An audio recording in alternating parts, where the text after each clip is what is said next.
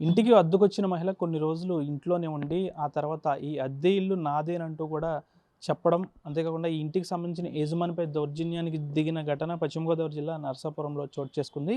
ప్రస్తుతం మనం ఉన్న ఇల్లు ఏదైతే ఉందో దీనికి సంబంధించి వాణి అనే ఒక మహిళది. ఆమె హైదరాబాద్‌లో ఉండేవారు. అయితే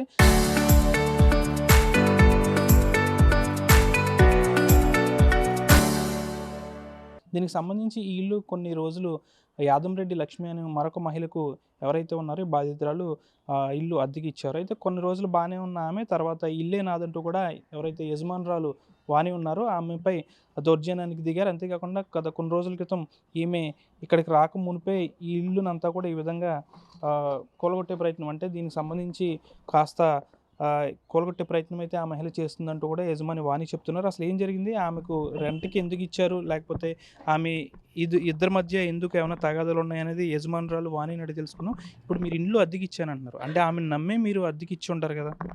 ఆమెను నమ్మే నేను అద్దెకిచ్చానండి. ఎందుకంటే యాక్చువల్‌గా ఇది 2023లో అంతకుముందు నేను ఇల్లు కట్టినప్పుడు 7 సంవత్సరాలయింది. 4 సంవత్సరాలు వేరే వాళ్ళు అద్దెకుండేవారు. నాకు నెలకి 7,000 అద్దెకిచ్చేవారు. మీరెక్కడుండేవారు? హైదరాబాద్‌లో ఉండేదాన్నండి మా పాప వాళ్ళ దగ్గర. నా హెల్త్ కండిషన్ సీరియస్‌గా ఉండడంతోటి నేను 2023లో నేను ఇల్లు వేరే వాళ్ళకి సేల్ పెట్టుకున్నాను. ఆ సేల్ టైంలో ఈవిడ నా దగ్గరికొచ్చింది. నేను చాలామంది సేల్స్ వస్తున్నాయి. ఆ టైంలో నా దగ్గరికొచ్చింది. వచ్చి నేను కొనుక్కుంటాను అంటే నేను ముందు నమ్మలేదు. ఎందుకంటే ఒకప్పుడు హైదరాబాద్‌లో ఉన్నప్పుడు ఈవిడ నా దగ్గర పని మనిషి. అందుకే నేను నమ్మలేదు. నమ్మకపోవడంతో వేరే వాళ్ళతో కాల్ చేయించింది. చుండూరి రంగనాయకుడు గారంటండి, పాలకొల్లు రియల్ ఎస్టేట్ బిజినెస్ అంట. కానీ నాకు అప్పుడు చెప్పడం ఏంటంటే ఫోన్‌లో నేను కజిన్ అనే చెప్పారు. ఆవిడ దగ్గర కాగితాలున్నాయమ్మా, ఆళ్ళ డబ్బులు మొత్తం వాళ్ళ ఆస్తి నేను అమ్మేసాను. నా దగ్గరే ఉంది క్యాష్ అంతా. 15 రోజుల్లో రిజిస్ట్రేషన్ చేయించేసుకుంటది. మీరు నమ్మండి, ఇల్లు బేరం పెట్టండి అన్నారు. అదే విధంగా ఇల్లు బేరం పెట్టాను.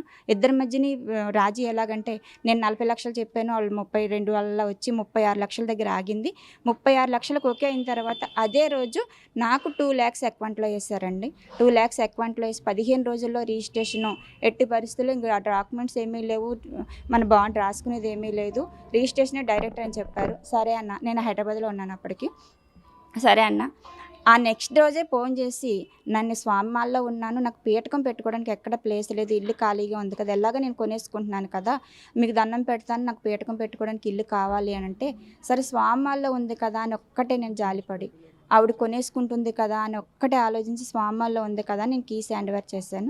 హ్యాండ్ ఓవర్ చేసిన నెక్స్ట్ డే నుంచి నాకు ఫోన్ లేదు. ఫోన్ చేస్తుంటే ఫోన్ ఎత్తట్లేదు. అలా 10 డేస్ చూశాను సార్ నేను. 10 డేస్ చూసినా కూడా ఎటువంటి ఫోను లేదు. వెంటనే నేను బయలుదేరి హైదరాబాద్ నుంచి ఇక్కడికొచ్చాను. వచ్చేసరికి ఇల్లంతా సామాను సర్దుకుని మొత్తం అంతా పొజిషన్ తీసేసుకుంది.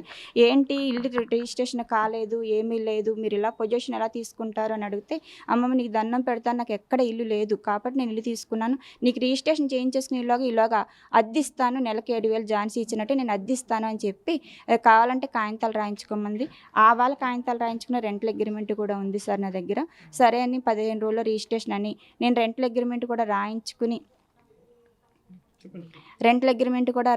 నేను వెళ్ళిపోయాను. వెళ్ళిపోయిన తర్వాత ఇప్పటికి 3 సంవత్సరాలు అయిపోయింది. ఏ రోజు ఆవిడ రెంట్ ఇస్తానని కానీ, లేదంటే రాయించుకుంటానని కానీ, రిజిస్ట్రేషన్ చేయించుకుంటానని కానీ, లేదంటే ఆన్సర్ రెంట్ అగ్రీమెంట్ అయిన తర్వాత మీకు నెల నెల రెంట్ ఇవ్వలేదు ఎప్పుడు? ఇవ్వలేదండి. ఎప్పుడు ఇవ్వలేదు. ఫోన్ రెంట్‌లు చేసేవారా లేదా? ఫోన్ చేసేదాన్ని, వచ్చేదాన్ని కూడా. నేను 10 రోజులకోసారి రోజు ఫోన్ చేసేదాన్ని, 10 రోజులకోసారి ఇక్కడికొచ్చేదాన్ని. నేను వచ్చినప్పుడల్లా నాకు 10,000 ఖర్చయ్యేది. నేను ఇలా వస్తున్నానని తెలియగానే తాళం వేసుకొని వెళ్ళిపోయేది. లేదంటే ఇప్పుడే వస్తానమ్మా పాల ప్యాకెట్ తెచ్చుకుంటానని తాళం వేసుకొని వెళ్ళిపోయేది. 2, 3 రోజులు ఉండేది కాదు. నా ఇంటి ముందు నేను కుక్కలా కూర్చునేదాన్ని. అలా 3 సంవత్సరాలు, 2 సంవత్సరాలున్నర గడిచిపోయింది. ఇంక అందరూ మా అన్నయ్య తిడుతున్నాడు, మా పిల్లలు తిడుతున్నాడు. అందరూ నన్ను చాలా హింసగా తిడుతున్నారని ఒకరోజు లాస్ట్ ఇయర్ అదే 2025 డిసెంబర్‌లో నేనొచ్చి ఇక్కడ కూర్చున్నా. నాకు ఇల్లు కావాలి ఏంటి అని. అంతకుముందు ఇదంతా కొట్టేస్తుంటే పక్కన వాళ్ళు నాకు వీడియో తీసి పెట్టారు. ఏంటి వీడియో ఇలా కొట్టేసావు అంటే, నేను కొనేసుకుంటున్నాను కదా! వాస్తు ప్రకారం కొట్టుకుంటున్నాను నాతో చెప్పి అందరితోటి ఆవిడే కొట్టించమన్నదని చెప్పారంటండి ఇల్లంతా కొట్టేసి. నేను డిసెంబర్‌లో వచ్చి ఆవిడని అడిగాను. ఏంటి ఇలా కొట్టేసావు? ఏంటి ఇలా చేసావు? అంటే మొగుడు, పెళ్ళాం కలిసి నన్ను కొట్టారు. ఇదే ప్లేస్‌లో, అదే ప్లేస్‌లో. అందరూ మధ్యాహ్నం 1 టైంలో. ఆ టైంలో నేను గవ్వ స్టేషన్‌కెళ్ళా. కంప్లెయింట్ ఇచ్చా. కంప్లెయింట్ ఇస్తే ఆ రోజు కంప్లెయింట్ ఇచ్చిన రోజుని అంతర్వేది నరసింహస్వామి కళ్యాణం అండి, మేము అక్కడికి వెళ్తున్నామని పోలీసు వారు చెప్పారు. మార్చి 1ని తీసుకున్నారు కంప్లెయింట్ నాకు.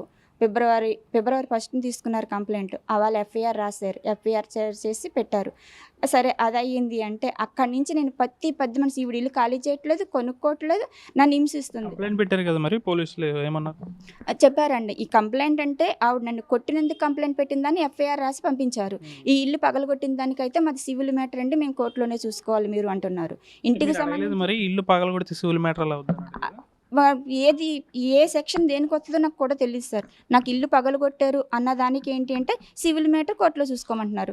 నా మీద నన్ను కొట్టిన దౌర్జన్యం చేసిన దానికైతే మీకు కేసు పెట్టాము, ఆల్రెడీ ఎఫ్ఐఆర్ కోర్టుకి వెళ్ళింది అంటున్నారు. ఇంతవరకు స్టేషన్లో జరిగిన న్యాయం అండి.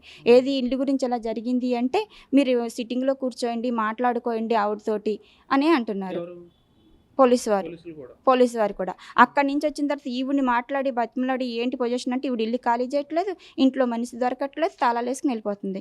వెళ్ళవలసిన ప్రతి పెద్ద మనిషి దగ్గరికి వెళ్ళాను సార్. నా ఇల్లు ఏంటి, నా పరిస్థితి ఏంటి అని చెప్పి ప్రతి ఒక్కరు కూడా నీ ఇల్లు కబ్జా అయిందమ్మా, నీ ఇల్లు నీ చెంగెళ్ళి ముళ్ళకంచి మీద పడింది, నువ్వు నిమ్మదంగా తీసుకో, లేదంటే సెటిల్ చేసుకో. ఎంతో బంధువులు లేరా? నాకు ఇక్కడ ఉన్నది మా అన్నయ్య గారు అండి, ఆయన హైదరాబాద్లో ఉంటారు. ఇంకా బంధువులు అంటే మా అత్తరు సంబంధించిన వాళ్ళంతా భీమవరం ఉంటారు. ఇక్కడ చుట్టుపక్కల అంతా నాది అన్యాయం అని అంటున్నారు. కానీ ఎవరు బయటకు వచ్చినా కేసు పెడతదేమో ఆవిడన్న భయంతో ఎవరు రాలేకపోతున్నారు.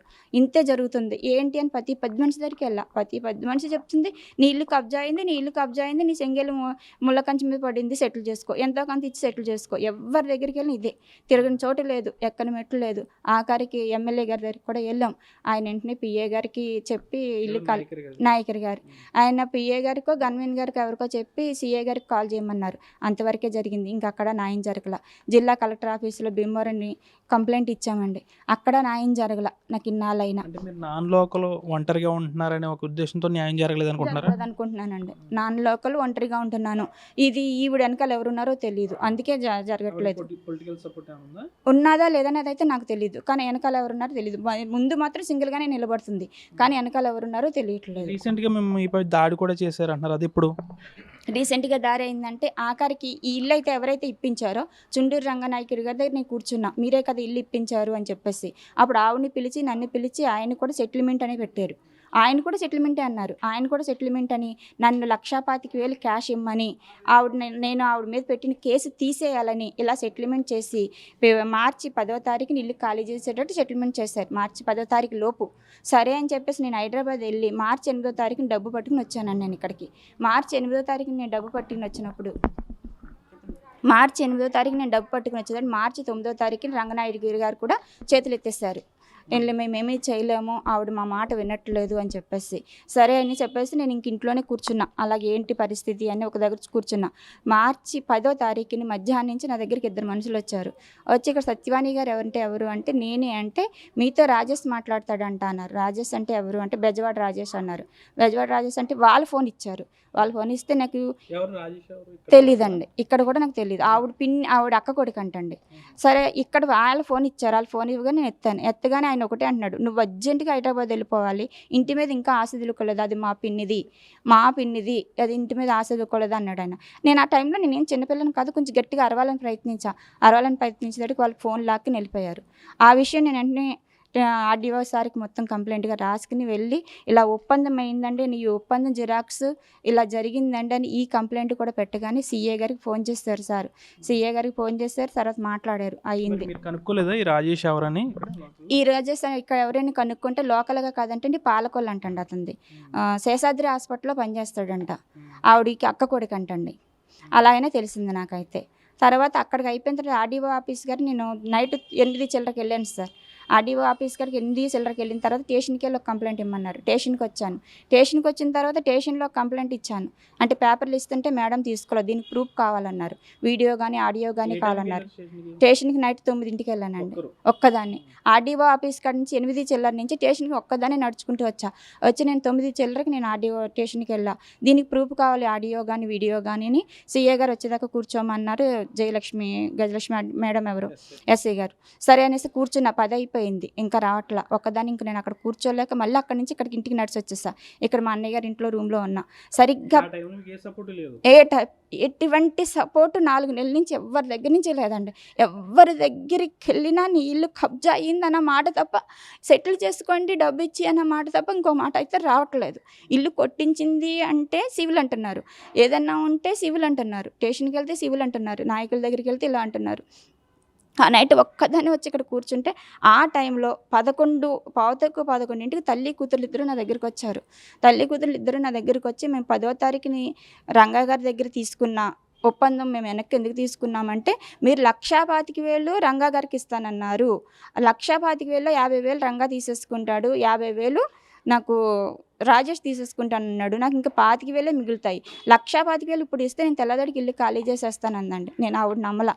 ఫస్ట్ మళ్ళీ నమ్మలా. నన్ను 3 సంవత్సరాల నుంచి నన్ను ఇన్ని తిప్పలు పెట్టావు కదమ్మా, నేను ఎట్టి పరిస్థితుల్లో ఇవ్వనన్నాను. కాదు కూడదు, మీకు ఇల్లు కావాలా లేదంటే నేను డబ్బులు మాట కావాలా అంది. నేను నిజంగా అందరి దగ్గర తిరిగి ఇసుగుపోయానేమో, నాకు ఇల్లే కావాలన్నట్టు ఆవిడ నమ్మి పిల్లల మీద ఒట్టి పెట్టింది. నమ్మి నేను 1,25,000 నైటు 8వ తారీఖున తీసుకొచ్చిన క్యాష్ అండి అది. నేను 8వ తారీఖు నేను హైదరాబాద్ నుంచి వస్తే తీసుకొచ్చిన క్యాష్ 1,25,000, 5,000 కట్టలు 2, 100 రూపాయలు కట్ట 25,000 నేను ఇచ్చాను. తెల్లదడి ఖాళీ చేస్తానంది. మళ్ళీ పొద్దున్నే ఇక్కడికి వచ్చాను. ఇక్కడి నుంచి ఇక్కడికి పొద్దున్నే వచ్చా.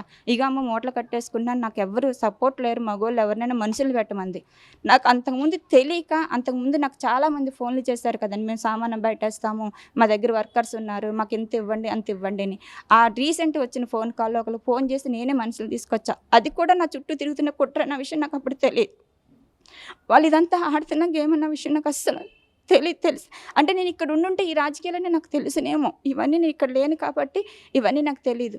వాళ్ళు వచ్చి సామానం తీస్తున్నంతసేపు ఆవిడ బాగానే ఉంది, పెద్ద సామానం తీస్తున్నంతసేపు బాగానే ఉంది, మొత్తం ప్లేస్ కూడా చూపించింది, సామానం అంతా తీసేదాకా సపోర్ట్ చేసింది. లాస్ట్లో చిన్నవి తీస్తున్నప్పుడు ఒక్కసారిగా పరిగెట్టుకుంటే వెళ్ళిపోయి స్టేషన్లో కూర్చుంది. స్టేషన్లో కేసు పెట్టారు నా మీద, లేని సెక్షన్లన్నీ పెట్టారు నా మీద, ఎక్కడ లేని సెక్షన్లన్నీ పెట్టారు. నన్ను కొట్టి నా ఇల్లు కొడితే సెక్షన్ ఏది 1, 2 పెట్టారు. ఆవిడంతటికి ఆవిడ తెచ్చి సామాను బయట పెట్టించుకుని ఆవిడ దగ్గర డబ్బులు తీసుకుని ఆవిడ వెళ్ళి కేసు పెడితే ఎక్కడ లేని సెక్షన్లో పెట్టారు. ఏం జరుగుతుందో నాకు తెలియదు సార్. ఎక్కడికి వెళ్ళినా నాకు న్యాయం జరగలేదు. మీడియా ద్వారాగానే నాకు న్యాయం జరుగుతుంది అనుకుంటున్నాను. దయచేసి నాకు న్యాయం చేయండి.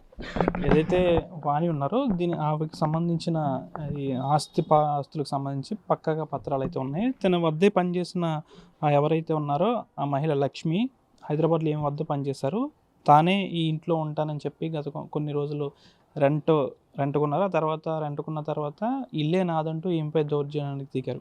అయితే ఈమె ఒంటరి మహిళ కావడం, ఇక్కడ లోకల్గా ఎవరో సపోర్ట్ లేకపోవడంతోనే నా ఇల్లు కబ్జాకు గురయ్యే అవకాశం ఉందంటూ కూడా చెప్తున్నారు. అయితే నా ఇల్లు ఈ విధంగా పగలగొట్టి దౌర్జన్యం చేస్తే నేను కంప్లైంట్ పెడితే నరసాపురంలో పోలీసులు ఆమెపై ఎటువంటి చర్యలు తీసుకోలేదంటూ కూడా ఈమె బాధపడుతున్నారు. అయితే అధికారులు నాయకులు స్పందించి నా ఆస్తిని నాకు కాపాడే బాధ్యత తీసుకోవాలని అయితే వాణి అయితే చెప్తున్న పరిస్థితి కూడా అనుకుంది. ప్రస్తుతానికైతే ఈమె ఎవరైతే లక్ష్మి ఉన్నారో అద్దెకొచ్చిన పగలగొట్టిన ఈ భాగానంతా కూడా ఆమె ఈరోజు మరమ్మతులు చేయించుకుంటున్నారు. ఇక్కడ నాన్ లోకల్, అంతేకాకుండా ఒంటరి మహిళ కావడంతోనే నాపై ఈ దౌర్జన్యానికి దిగుతున్నారంటూ కూడా ఈమె ఆవేదన వ్యక్తం చేస్తుంది. దీనిపై అధికారులు, నాయకులు, పోలీసులు స్పందించి ఆమెపై చర్యలు తీసుకుని తనకు న్యాయం చేయాలని అయితే ఆమె డిమాండ్ చేస్తుంది. వీడియో జర్నలిస్ట్ శేఖర్తో మనోజ్ RTV, పశ్చిమ గోదావరి జిల్లా నరసాపురం నుంచి.